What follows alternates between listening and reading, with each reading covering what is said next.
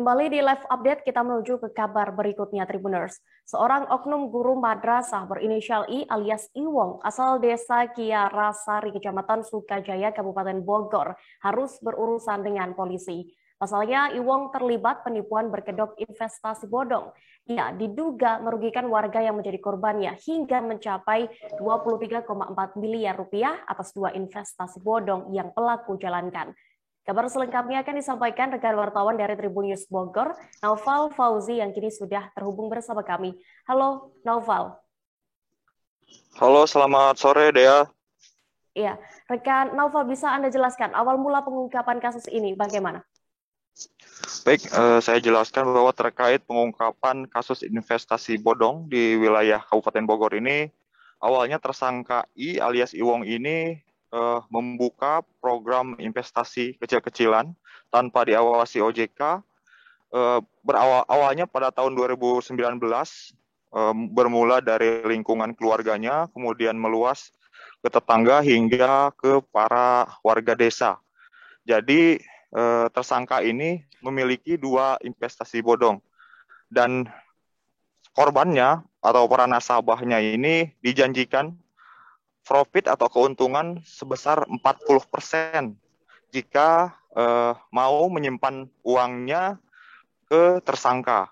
Dan pada awal 2021, Januari 2021, tersangka ini tidak menyetorkan profit yang dijanjikan kepada para nasabah atau para korbannya ini.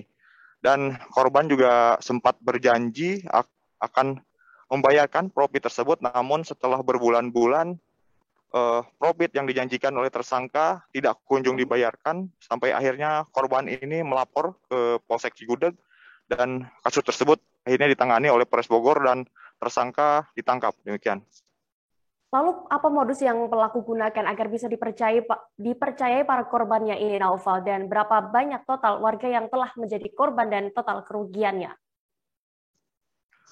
Baik, terkait modus yang dilakukan oleh tersangka ini, memang dia ini awalnya tetap memberikan profit yang dijanjikan, yakni 40% kepada korbannya.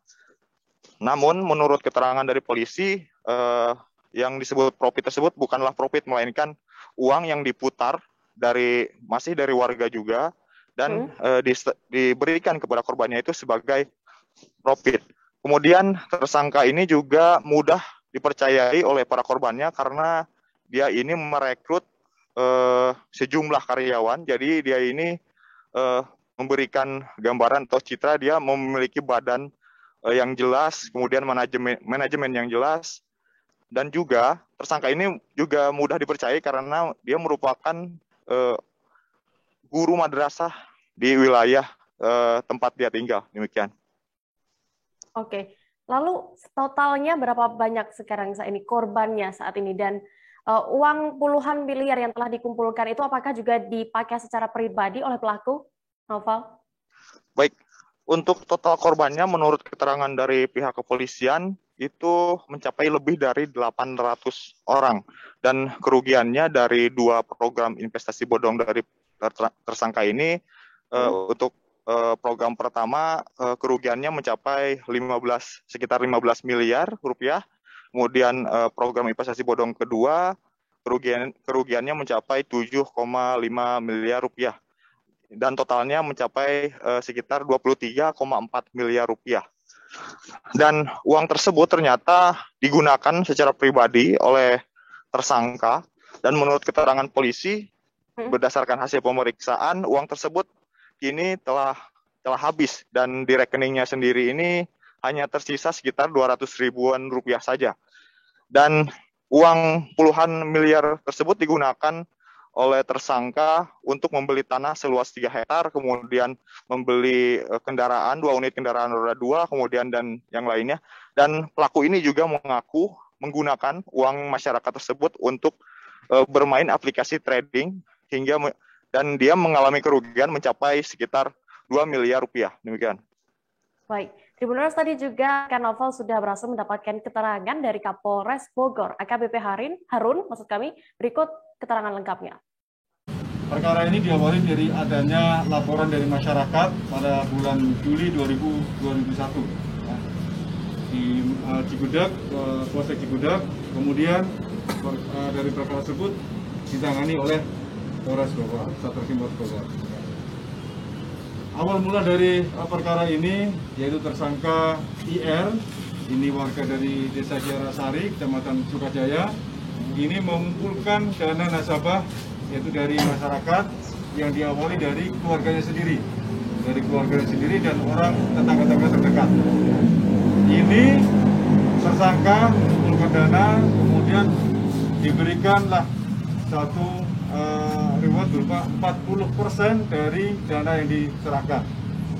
Ini yang menjadi daya tarik dari simpanan ini. Dari mulai bulan Oktober 2019. Tersangka membuat satu simpanan yang diawali dari keluarganya dan juga tetangga-tetangganya dengan memberikan 40%, memberikan imbalan dari 40% dari jumlah yang diberikan. Kemudian dari simpanan tersebut ternyata banyak tetangga maupun orang-orang lain yang pengen juga untuk menyimpan dananya di tempatnya tersangka IR ini. Kemudian semakin hari semakin banyak sampai Oktober. Kemudian di bulan Juli, karena sudah terlalu banyaknya nasabah, di bulan Juli 2020 tersangka membuatlah satu manajemen untuk mengelola keuangan dari tersangka ini. Terima kasih sudah nonton. Jangan lupa like, subscribe, dan share ya.